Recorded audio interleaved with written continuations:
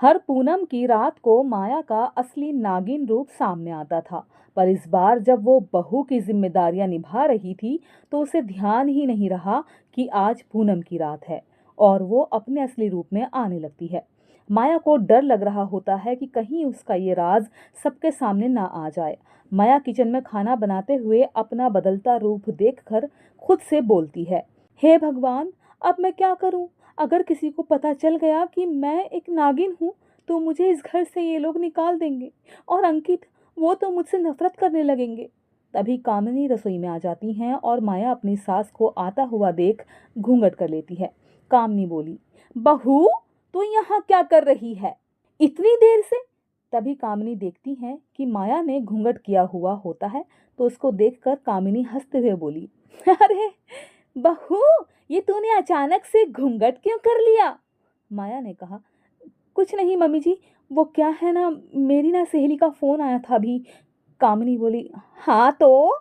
माया बोली, तो उसने कहा है कि आज पूनम की रात है और आज की रात बड़ी ही खास है।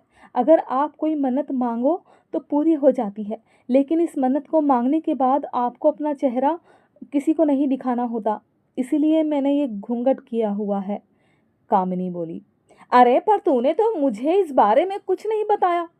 माया थोड़ी घबरा कर बोली, ओह मम्मी जी, मुझे माफ़ कर दीजिए।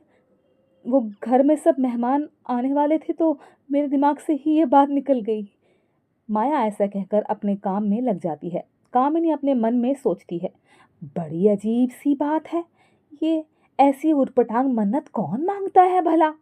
और माया अपने मन में सोचती है, बस कैसे भी करके 12 बजे तक मुझे अपनी असली रूप को छुपाना है। वहीं खड़ी कामिनी बोली, अच्छा चलो, फिर ऐसे ही चलो, मेरी सहेलियां जा रही हैं, उनसे विदा ले लो।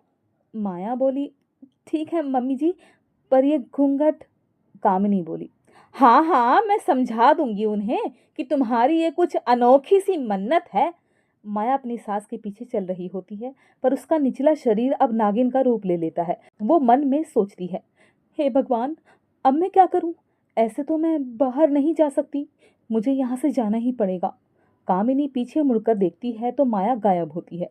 कामिनी ये देखकर चौंक जाती है कि आखिर माया कहाँ चली गई। अचानक से कामिनी ने आवाज लगाई, बहू, बहू, कहाँ चली गई? ये अचानक से मेरे पीछे ही तो आ रही थी।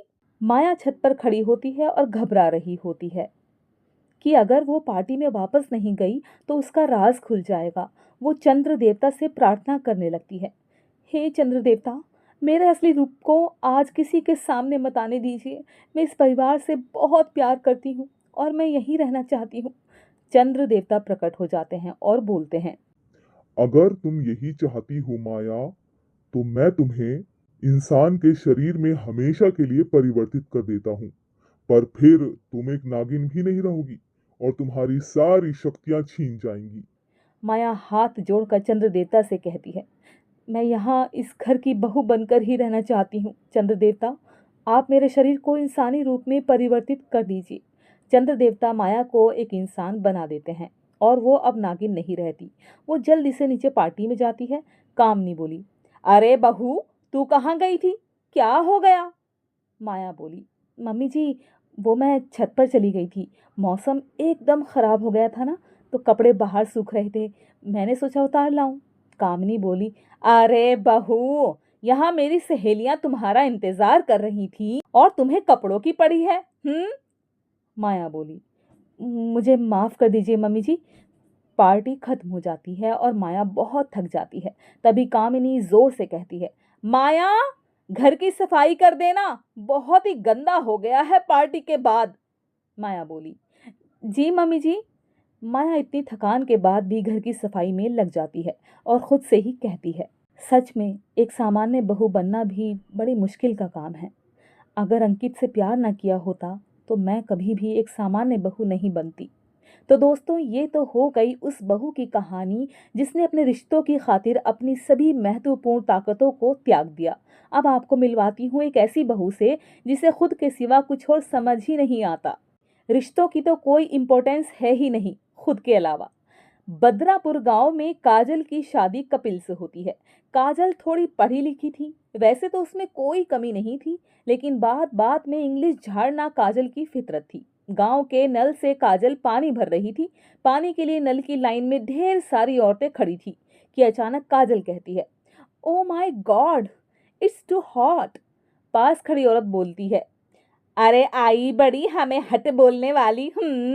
अरे तू हट यहाँ से पहले, मेरी बाल्टी है, मैं पानी भरूंगी।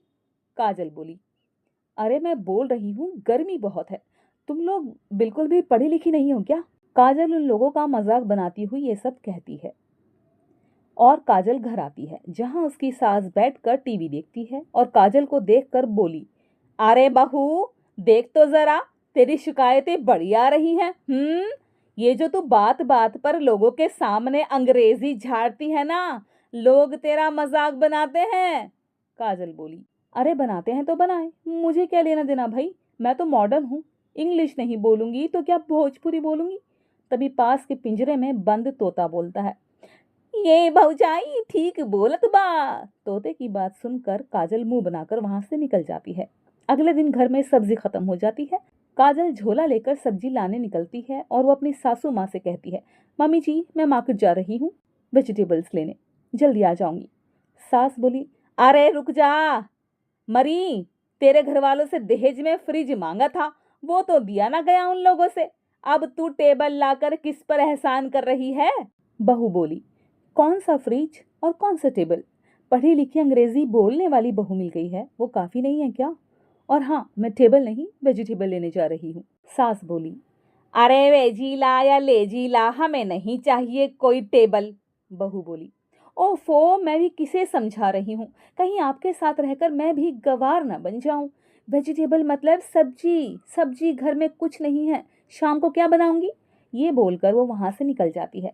काजल बाजार में जाती है और सब्जी वाले से कहती है, भैया वो लेडी फिंगर कितने में दी? सब्जी वाला उसे घूर कर पूछता है, अरे देखो बहन जी, थोड़ा बहुत तो हम बिना पढ़े हैं, ज्यादा ना बक्के मारो, लेडीज क्या होती है हम जानत हैं, और फिंगर भी हम काहे दे दें अपनी घरवाली की उंगली, चलो निकलो यहाँ से।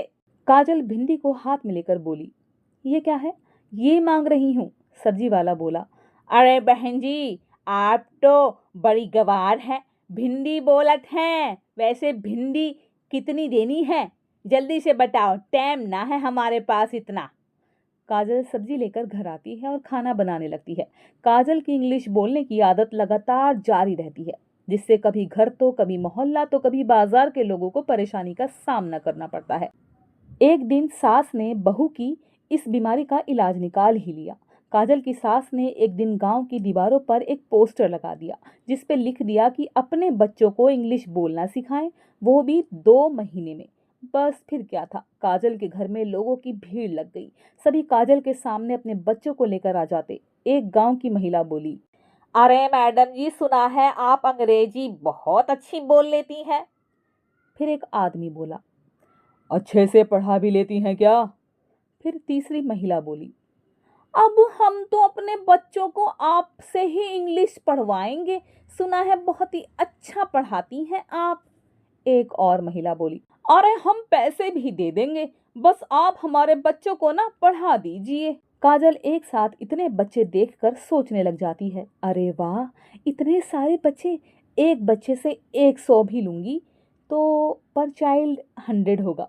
वो मन ही मन में कैलकुलेशन करती है। अब काजल ज्यादातर गांव के बच्चों के सामने अंग्रेजी झाड़ती रहती है और सास सास चैन की सांस लेती है।